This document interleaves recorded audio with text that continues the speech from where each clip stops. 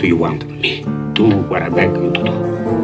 Now you come to me and you say, Don Corleone, give me justice. You come into my house and you ask me for murder. I ask you for justice. That is not justice. They want to get mixed up in the family business. You gotta get them close like this. Bada bing! You blow their brains all over your nice Ivy League suit. You give them one message, I want Salazzo. Now it's all out war. We go to the Some back. of the other families won't sit still. They hand me Salazzo. Father wouldn't want to hear this. This is business, not personal. They shot my father. It's business. Even the or shooting of your ass. father was business, not personal. You know my father. Men are coming here to kill him.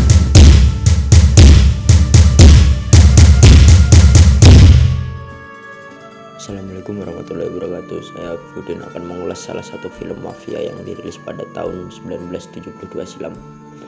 Menurut saya film ini layak diulas lagi karena sampai sekarang salah satu mahakarya ini masih menduduki peringkat film terbaik setelah The Shawshank Redemption pada tahun 1994 di situs kritik film IMDb.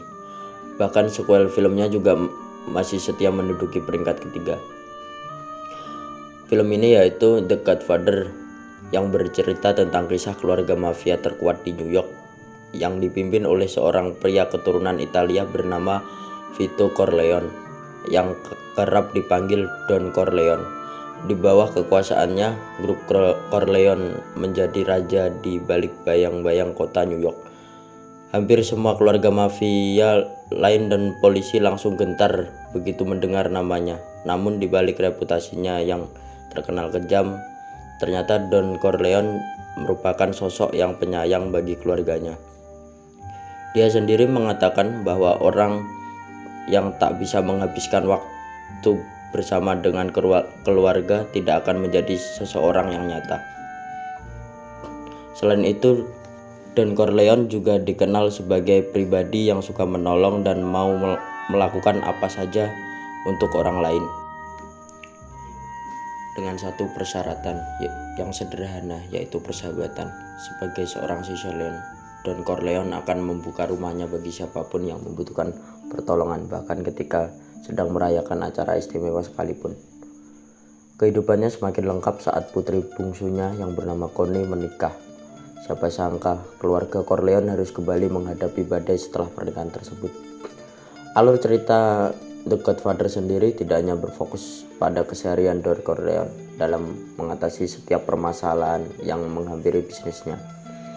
Tokoh-tokoh lain seperti Santino Corleone dan Michael juga mendapat sorotan tersendiri saat menghadapi permasalahan masing-masing.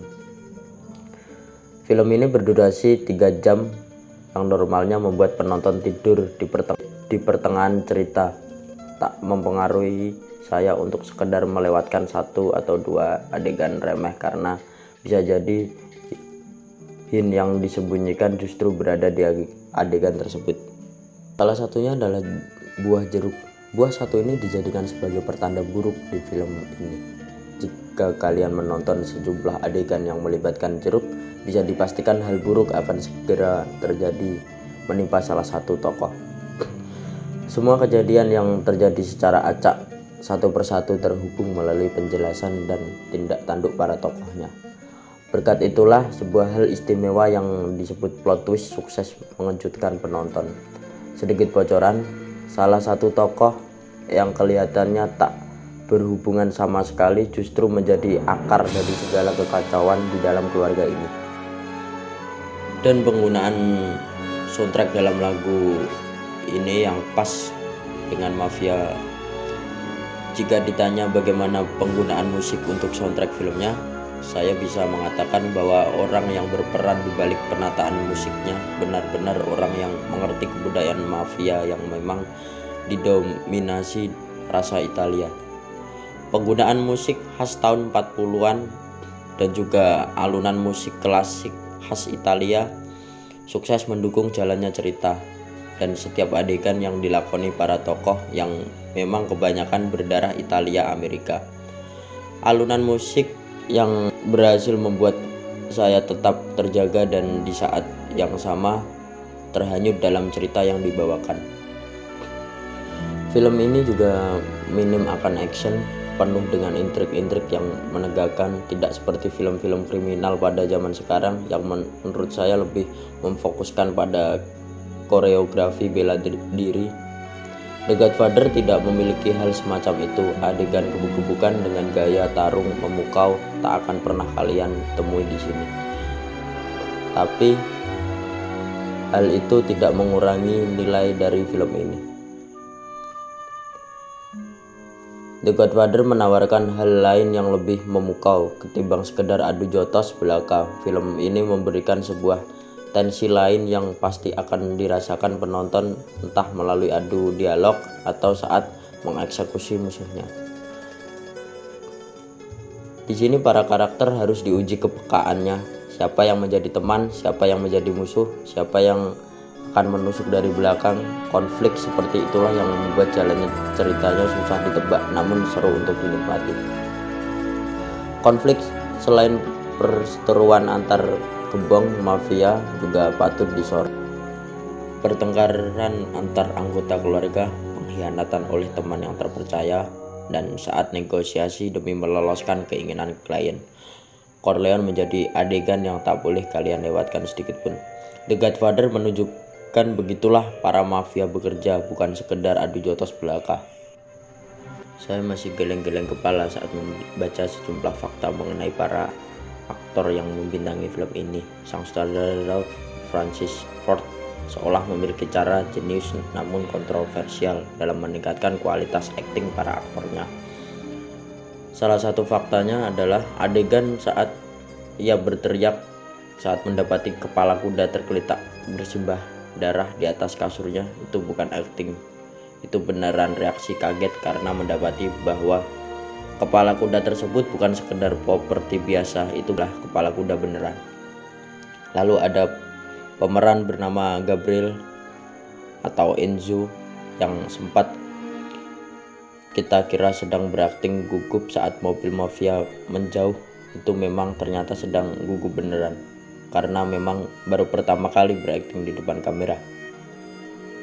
Ada juga adegan lain seperti adegan Sonny menghajar Carlo yang notabene-nya adalah adik iparnya.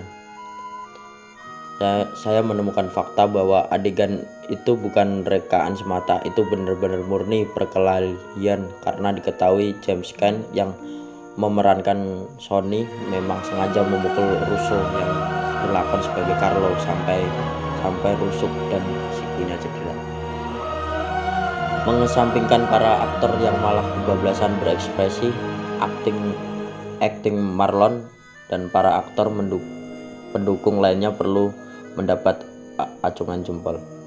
Keputusan Marlon menggunakan kapas sebagai improvisasi benar-benar langkah yang bagus untuk menonjolkan kesan mafioso. Caranya menangis saat beradegan di pertemuan para ketua mafia juga terlihat alami. Bagaimana Talia meratap ketika tahu suaminya mati, itu juga patut untuk dipuji.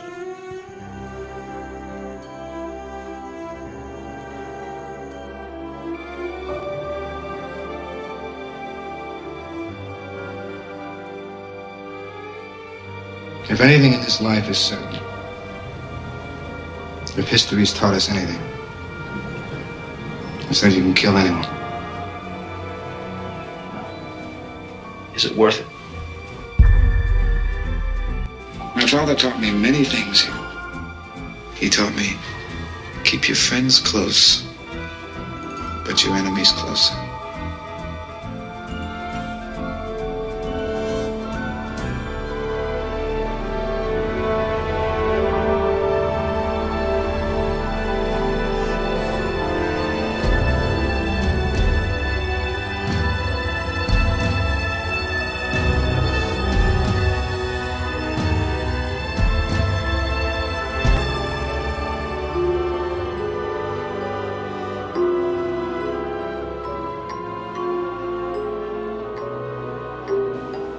I mean, you've won.